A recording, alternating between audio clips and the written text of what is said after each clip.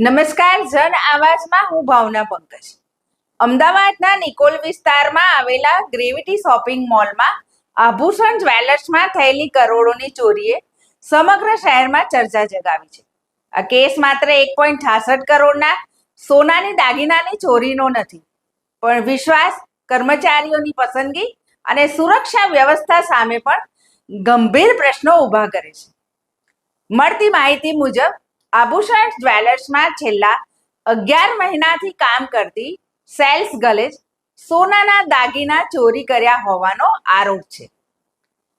આપણે જોઈશું સામે આવેલા સીસીટીવી ફૂટેજ.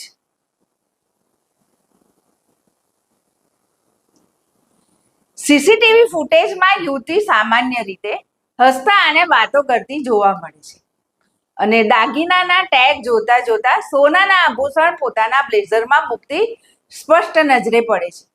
ઘટના બાદ તેણે ઇમરજન્સી કામ હોવાનું કહીને શોરૂમ છોડ્યો હતો અને ત્યારબાદ તેનો ફોન પણ સ્વિચ ઓફ થઈ ગયો હતો.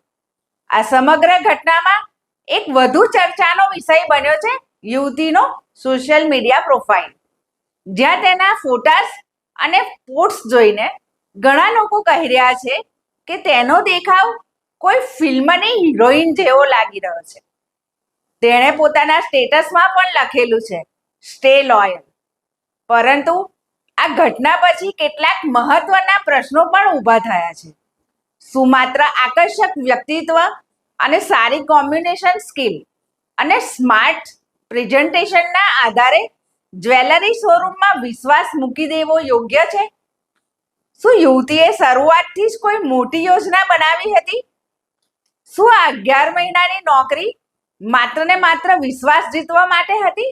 પરંતુ સાથે સાથે આવા એકાદ બનાવના કારણે અનેક એવી યુવતીઓને પણ શંકાના દાયરામાં ઊભી કરી દીધી છે, જે વર્ષોથી ઈમાનદારી અને પ્રમાણિકતાથી કામ કરી રહી છે.